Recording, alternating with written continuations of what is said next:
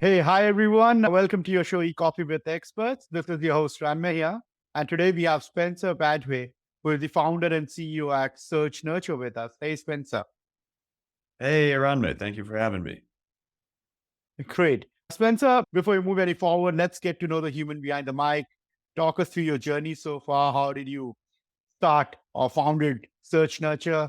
What has been the challenges? How is it going now? What do you guys specialize in? And we take it from there. Yeah, absolutely. Gosh, so it's been 15 years since I started in the industry. Wow. Founded my old agency, Brandfish, in 2009. That was acquired by another agency, Sell Points, where I was able to run a big team there and learn a lot. And that really launched off running Search Nurture. And it's been a journey. Agency life is always interesting. It's ups and it's downs, but it's always exciting. And I'm really excited with where we are today. I think our positioning is great. We're really focusing on e-commerce marketing, specifically with retailers. And it's an exciting space. I think one of the things that keeps me going in marketing all the time is that it's constant innovation. Things are always changing. And that was very true of SEO a long time ago. It's very true of ads and SEO right now, particularly in this retail space, because there's new retailers adding advertising every day, new features, new networks. And a big part of the fun for me and where we are right now is, okay, how do we explore this new space that nobody is the true expert in and become that true expert? How do we innovate and stay on these features that are coming out every couple of weeks, every month? So yeah, really exciting right now. Lovely. And to kick things off, could you share a defining moment in your early career that ignited your passion for digital marketing? Yeah, I think that the earliest moment, I graduated a while back, and it happened to be during a financial collapse or the financial collapse of recent time. And I Hmm. graduated with a degree in finance. So it was an Okay. unfortunate time for finding a job. And so I went out and I started doing small business IT. Just, I was good with computers and the bar was lower back then, I suppose.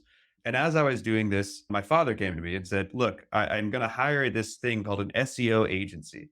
And you're basically playing this game where you battle against Google. I think you'd like it. You knew I liked video games. I like strategy. And so I went to MozCon back in 2009, and it was just exciting. All these people were talking about this brand new thing called SEO. Very few people were doing it back then. The sales pitch wasn't like why we're the best agency. It's why you need SEO. Businesses didn't even understand it at that point.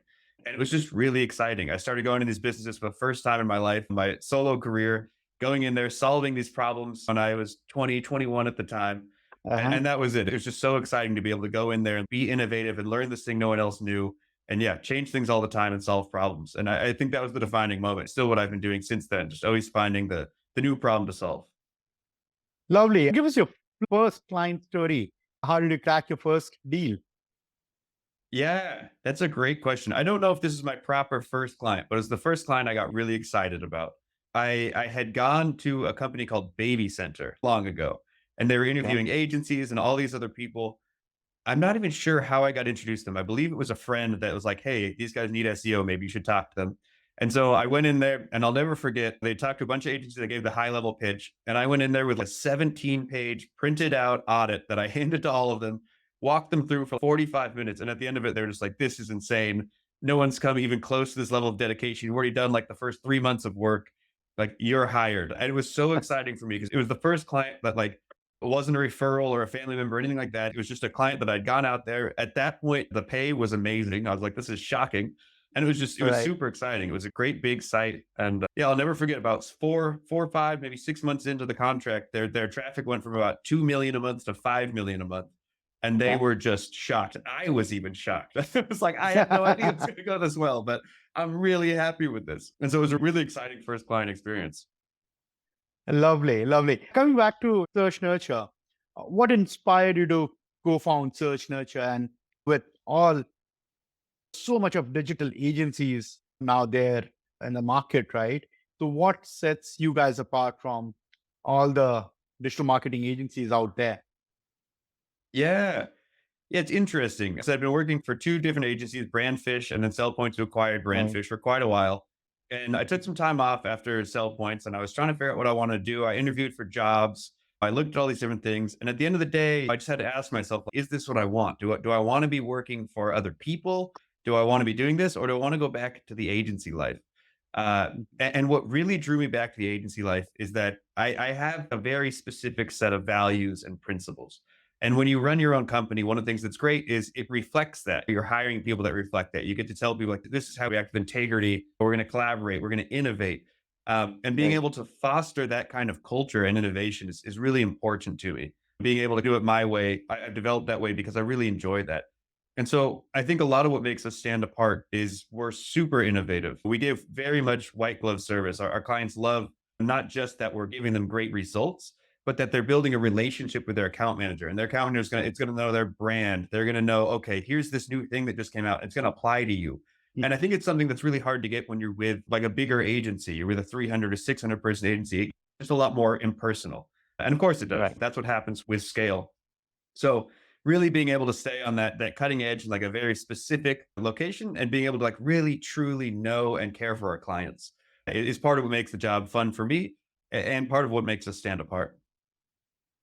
Lovely. Talking about clients, have you gotten into a situation wherein you had to deny a client, say no to a client, right? So if you can help us understand more about why, if at all you have done that, why would you have said a no? And just give us the story there. Yeah, absolutely. There's definitely times that we've said no. And I think it comes down to a few different things, right? Like when we're looking for a client, especially if we're looking at a smaller client, we're looking for someone that's willing and ready to grow. Are you willing to invest in this? Do you have a supply chain? That's a factor too. We've had some clients which are really fun, but they come to us, we advertise for 2 or 3 months, and then they run out of product. And then we pause for 2 or 3 months, and then they come back for 2 or 3 months. And we're super happy that we're selling out their products. And at the same time, operationally, it's really challenging to have them turn on and off very rapidly. So that's one. It's like commitment to working with us and commitment to growth. We're really looking for those long-term partnerships where we can learn and grow and push people beyond. And if people are just looking for a quick fix, sometimes we can do a project, but we're not always looking for that. And the other thing is culture fit, right? We have run into clients that can be really hard on our account managers or rude. And that's something that surprisingly, it's really important to us. We want to make sure that our team is happy, that they're thriving. And if one person is making an account manager unhappy, then they're going to perform worse on the rest of their job. They're going to be Rest of less the happy. They're accounts. going to perform worse on their other clients. And so we look at that kind of halo effect of the culture of our company is not just us. It's not just internal. It's every decision we make and every person that we bring into Search Nurture, even if they're a partner and not directly integrated with us. We also have a saying, Intel in our company, if your account managers are happy, and we just joke around with it, yeah. If your account managers are happy, the accounts are happy, right? Yeah. So it's quite crucial from all aspects. The folks who are actually handling the battle on the ground, interacting with clients, understanding, making the accounts grow, making things happen, they actually need to be happy in terms of all aspects, interactions, the kind of communication that they're having with the client, internal, external, all the ways, right? So only then they can Yeah. make the account grow. Yeah. No, I totally agree. If somebody's unhappy, even if they like the work, if they're unhappy of some kind of interaction, so they're going to become less engaged over time. They're going to become less dedicated. And I think that there is a lot of joy in work, especially when you do something hard and you succeed. You get that feeling like, yes, I'm good at Yeah, this. I did it. This is great. Or as correct. you feel your clients grow and you like your clients. I just Right, did something, even though they're paying me, I just did something great for this person. That makes me feel good.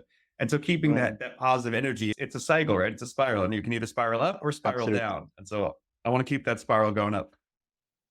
Lovely, lovely. As a founder saying this, it speaks volumes about the culture that you would have at Search Nurture. Lovely. Great. Coming to the Brandfish part, Spencer, Brandfish's rapid growth from a solo operation to a thriving agency is remarkable, right?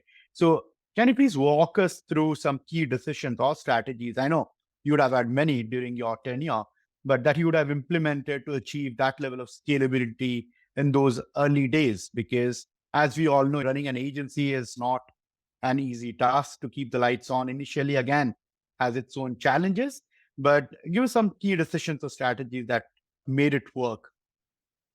Yeah, absolutely. That's such a good question. I remember when I started Brand Fiction, I tell the story sometimes. I Mhm. graduated college. I wasn't going into finance, and my dad told me about SEO.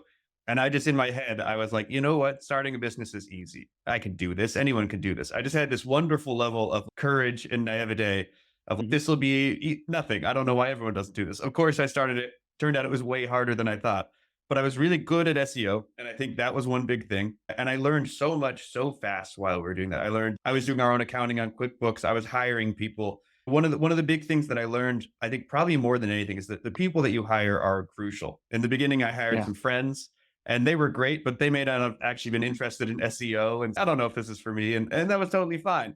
But over time, I think the biggest thing I've learned is like you have to find really good people and not just good at SEO, but are they going to be a good team member? Are they excited to learn? Are they willing to go in there and get their hands dirty, become innovative? Are they excited about this? And that all of that is so, so important. Going back to that culture, you have that exciting culture. Everyone starts sharing articles, then more people share articles, more people talk. You have better brainstorms, better swap meetings, and Right. getting that momentum going and making sure that everyone that you hire is not just talented, but also fully bought in, not just to the company, but to the industry. All of that is important. And if I had to choose one single thing, I think that's probably the biggest takeaways is finding that and matching people to what they're best at. Making sure that you're doing the job that you find exciting or fun or that you're passionate about, where if you put them in the wrong role, they may be amazing and they're still going to end up not liking it. Absolutely. Hiring the right set of people, hiring the right people and the right team is so crucial to any business's success, right? It's a team which kind of makes or breaks it, right? And then extending on that, the acquisition of Brandfish by Sell Points was again a significant milestone for you, right? So, what were some of the key learnings you took away from that experience, both in terms of business growth and navigating acquisitions? Because that is again a different ball game altogether. Yeah, absolutely. Man, what did I learn? So acquisition wise, I think there was a lot of learnings. On one hand, like going to sell points was amazing. I got to manage a much larger team. We also had a full sales team, a marketing team. And so I got some firsthand experience. Brandfish, I had never worked in an agency environment at all. I was just making it up as I went along and it seemed to work. And sell points was okay. I get to learn from somebody that's done this. We have 75 people. There's a lot of scale. I'm learning how to teach managers and all these different things. So I learned a lot of really good, I think, tangible skills in that acquisition. And on the other hand, I learned that the grass isn't always necessarily greener either. Sometimes Right. I look back and I'm like, if I had kept running Brandfish, it would now be a 15-year-old agency. I wonder how big or how much it could have grown if it was continuous instead of Sure. three separate agencies over time. And there's pros and cons to everything. I always like to say there are no solutions in life, there are only trade offs. Mm. And I think that's one of them. What's okay, what did I trade off by doing that versus not? But the acquisition process was really interesting. I didn't really know how to evaluate a company back then. I didn't know how to guarantee anything. So if I was ever to do that again, I think there's a lot of knowledge like, okay, let's make sure this deal is rock solid or just not do it at all because I really like running agencies. And it's what I came back to anyway. So I Mm. could have just been doing the same thing the whole time. But yeah, it was really interesting. And I definitely learned a lot by switching to a larger company for a while. Or could have evaluated it more than you would have done at that point, right? Yeah, probably. More money. Yeah. Great. Coming to Project FBA, which is close to your heart, it exemplifies your dedication to industry knowledge sharing, which we are doing today as well. What motivates you to mentor others and contribute to the development of the digital marketing community at large? Yeah, absolutely. It's so many different factors. I think the first one is when I think back about Brandfish. Again, Uh, I was swinging in the dark and I was lucky. Like my sister was a recruiter. And so when I was like, how Okay. do I hire people? How do I even do payroll? You're talking about a 21-year-old starting a company. I was like, I don't know how these things work. And knowing that I had a good talent and there was a lot I didn't know, I remember that feeling. And sometimes I think back, man, if I had a business mentor back then or somebody to help me, that would have really put me ahead. And so I know how valuable that can be when you have a great business idea, but you don't necessarily know how to run a business, how to file the paperwork. And I have a lot of people that still come to me today and say, what form of corporation should I start? How do these taxes work? That kind of stuff. And I think that's exciting. It's really rewarding too. And in particular, I get excited about marketing. That's why I like doing this. That's why I Mm. like talking about it. And I always get excited about whatever new is coming out. And I think I said this a little earlier, but retail right now is one of these things where like every call, every week, there's new things happening. And I think with Right. retail advertising, it started with Amazon. All the other retailers added like sponsored products. Then they added sponsored brands and display. And now they're adding offsite marketing. Home Depot, you can run Pinterest and Meta to your Home Depot or Instacart or all of these. And now to the next level, all of these retailers are taking the first party data. So let's say that you want to sell on your own website and you have a product that Home Depot people would like, Home Depot customers would, and you can then take Home Depot data or Instacart data and plug that back into Google or to Facebook and run that to your own site to drive this customer. The level of complexity and interest and like ability to innovate and be cutting edge is super exciting for me. And it's more fun when I'm sharing it. It's more fun when I'm saying, okay, this is what you could be doing. This is the next step in the industry. And you might Right. think it ruins your competitive advantage, but things are changing so fast, it doesn't really matter. Someone else will figure it out. They just might not have figured it out yet. So I take a lot of joy in just being able to take those things, share them as much as possible, and then immediately go to find the next thing to share. And I find that process really exciting. So it's really nice to me when people are able to go to Search Nurture or to Project FBA and go in there and have that kind of sense of community and be able to find the articles that are going to solve their problems for them or teach them something new. It's a lot of the reward of doing this work. Lovely. Talking about sharing and mentoring, your personal brand on LinkedIn is quite strong, like we were speaking about it in the green room. How has investing in personal branding impacted your career and business endeavors? And what advice would you give to our audiences, entrepreneurs, and professionals who are listening to you today about looking to build their own personal brand? And how do they benefit out of it? Yeah, absolutely. Yeah, I really enjoy it, right? And I think there's a few factors to building your personal brand. Like my first one is just do it. Everyone I talk to, it's hard, it takes time. It's 100% true. There's a million reasons not to.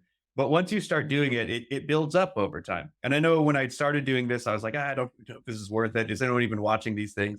And yeah, more recently, like I've gone to conferences and people I've never met before have come up to me like, oh, I saw your stuff. It's great. Yeah, I've seen you here, I've seen you there. And it's really cool to me. Even like I saw my old Amazon rep, my first ever Amazon rep at a conference recently. He was like, oh, I saw your stuff on LinkedIn. I've been meaning to reach out. And so it's social media at its best, in my opinion, which is when you're doing things, it's useful, it's helpful, you're connecting with people. And I really uh-huh, love doing that. I think the flip side of that is it can be hard to come up with a passion constantly and b new content. What are you going to talk about all the time? And so you right. have to really figure out what do you want that brand to be? What do you want to be talking about? What excites you? And if you've seen my videos on LinkedIn, they're fairly tactical. I love to talk about the specific things. Okay, here's how we're going to move data to this retailer, or here's how you approach this challenge or this problem. But those are the things I like doing. I like to research that. I like to figure that out. And for me, I like to talk. Being able to do LinkedIn video is great for me because I'm not a huge writer. But if you sit me down and ask me a question, or if I have a new idea, I'm super happy to talk about that. And I think the results of that are just, yeah, more awareness, more opportunity. When I go to a brand now and I say, hey, let's do a webinar or co-marketing, they're much more willing because they go, oh, you have an audience. You're bringing value too. You're not just trying to take our audience. And so I think it opens a lot of doors in a great way. And you just need to know, like, yeah, what is your business goal at the end of the day? Why are you doing all of this? And how can you truly help people in that process? You're talking about conferences, cutting your teeth in the early days of MOSCON and SEO suggests a deep understanding of the industry's evolution. How have you seen digital media and SEO transform over all these years? And what are some of the emerging trends do you find impacting the businesses the most today? Yeah, absolutely. I think the first thing I'll say, which isn't exactly answering that question, is that if you have the ability, go to conferences. I find few things more valuable. People are willing to tell you everything in person. They're always inspiring. I leave them being refreshed. And, ooh, I want to do this and that. And I learned so much there. And there's a million marketing conferences. So whether or not you're in marketing, I love going to conferences. I love seeing people in person and getting to talk and getting to learn things. But yeah, that first MozCon, I mean, it's a great example. It was very transformative for me. And the industry has changed so much since then. I Yeah, remember at that, yeah, at that one, it was like, okay, here's how SEO works. If you looked at what we talked about then, it was mind blowing at the time and it'd be extraordinarily basic today. But that's how industries right. evolve. And this was pre Penguin, pre Panda. So, that was a huge update. 2012 came. All of a sudden, they changed. It was no more Change spammy the game links, no more altogether. scalable content. Yeah. Yeah, And I feel like that's happening again 12 years later, right? That was yeah, 2012, those came out. Now there's the unhelpful content update. And there's a lot of sites that are having huge shakeups right now. And it's a big right. piece of because of AI. Google doesn't want us to scale content. They want subject matter experts. They want first person articles. They want actual people writing to actual people Writing the because content. Yeah, exactly. They have their own AI. They can write unlimited AI content on their own. That's not useful right. for them. They want people to create net new things that are helpful, right? The unhelpful content update. And so it's really interesting to see, particularly right now. I think this is going to be the biggest shift in the last 12 years in SEO and in marketing because we're introducing that AI, because Google SGE, their AI search engine, is going to come out soon. Yeah, And that's going to totally change the results. The 12 blue links, yeah, it's changed a lot over time, but it's been relatively the same since the inception of Google. And this could completely change the way that you interact with Google. There's so much going on right now that's exciting, both in, okay, there's new ways of data when you're looking at retailers, there's new way to target, there's new ways to do all these things. And the face of content marketing is going to completely change in the next few years. And one thing that I like True. doing is things that you can do with AI, but AI is not there yet. Like AI is not going to make a great video, not Yeah. necessarily at least. So Right. right now, focus on those mediums we can still connect human to human in the best possible way. But yeah, it's going to be an interesting couple of years to see. The industry is just always evolving so fast. Absolutely. I mean, yeah, it does give you a head start for sure, but it is, still not there in terms of producing that final product, which is going to be Hmm. consumed by humans to make that decision making in their heart and minds to buy a product or use a service. So, yeah, I mean, Yeah. when you said about humans writing content, I'm 200% with you there.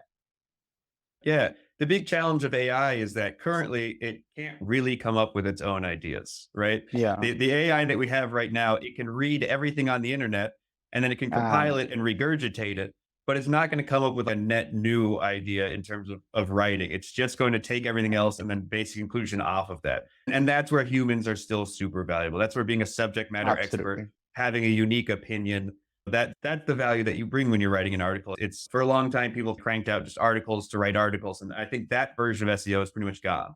It's you have to actually Right. put in time and effort and innovation and be a thought leader to make this worth reading. Absolutely. Absolutely. AI is something which we can go on for as long as we want. Spencer, going back, what is that one piece of advice you wish you would have known when you were first starting out in digital marketing? Yeah. So I'm a particularly stubborn person. I'm very driven. I'm very ambitious. And I mentioned this earlier. I've always liked to do things my own way. And I go, okay, I like this way for a reason. Mhm. Let's figure out how to do it that way. It feels right to me. And Right. I think the biggest piece of advice, if I could go back, would be like find a mentor. If I've learned anything over my career, it's that when I talk to people, everyone, maybe not everyone, most everyone is Yeah. really happy to share their knowledge, is really happy to help people, really happy to teach you things. And I really took the lone wolf route of I'm going to invent all of this. I'm going to do it all my own way. I'm going to do it differently. And there were a lot of things that I could have learned very quickly if I had just asked people, just been willing to say, hey, I'm learning about this. Can you teach me this? Or especially when I was younger, getting a little bit rid of that extra level of pride or ego of saying, no, I'm gonna do everything. And just allowing more people to help because people love to help and everything goes faster that way. It's actually one of the principles of search nurture. We have quite a few, but one of them is you don't always need to reinvent the wheel. Sometimes the wheel is there and you Right. can just learn and you don't have to put the effort in to make your own wheel every time. I'm glad you mentioned that, right? A lot of founders are, they don't really share this. Like, this is what, and trust you me when you said this, right? A lot of us have gone through this vicious circle of doing it all on their own initially till the time we figure out that, delegating or being more collaborative and looking around for solutions when you already have it, you do not have to create one of your own, right? So we all learned it the hard way around. Yeah. Yeah, absolutely. And it goes back to hiring too. We have a factor when we hire people that we call the Robin Hood factor, which is there's an anecdote from Robin Hood, which is that he wouldn't let anyone join his band of merry men unless they could beat him in a fight. And the way that we apply that is what skill does this person have that we don't currently have? What are they bringing to the table that they can do better than I can? And pretty much Right. everybody has some kind of factor.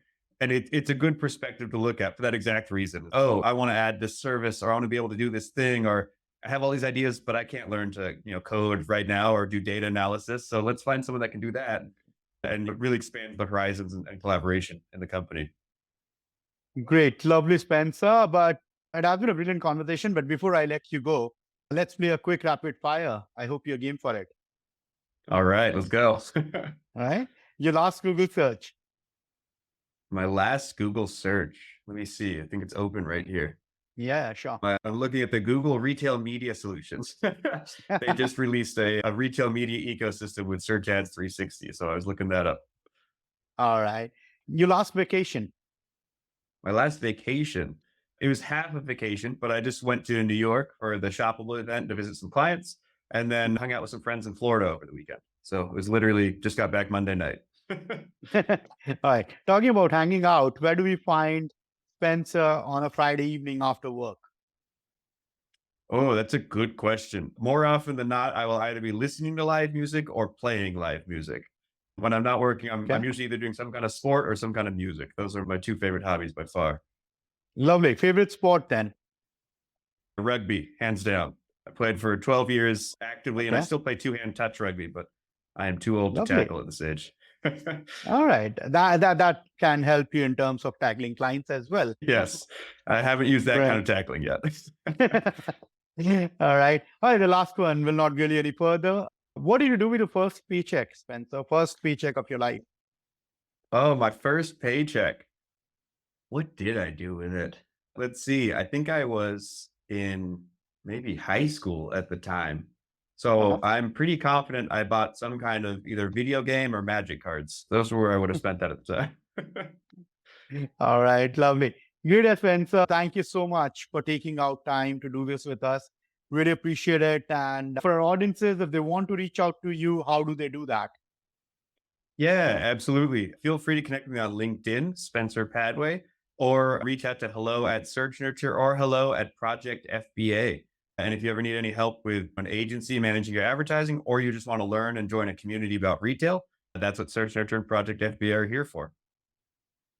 Great. Yeah. Thank you so much, Spencer.